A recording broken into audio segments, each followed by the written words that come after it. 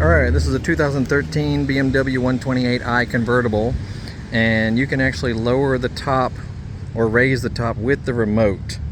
So just take your remote into your hand, hold the up button for several seconds and just keep holding it, and you'll finally see the top start to move. So just hold it down. The windows will go down first. Keep holding it. You may have to be standing close to the car as well.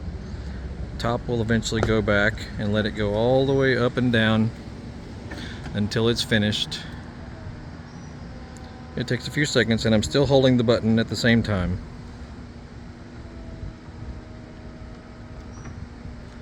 Like so. And then to bring it back up, press the BMW button on your remote in the center. Just hold it. Takes a few seconds, and just continue holding the button until the top goes back up.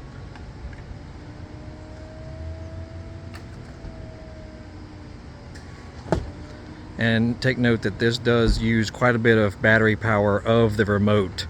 So, you may only want to use this when you want to impress your friends or something.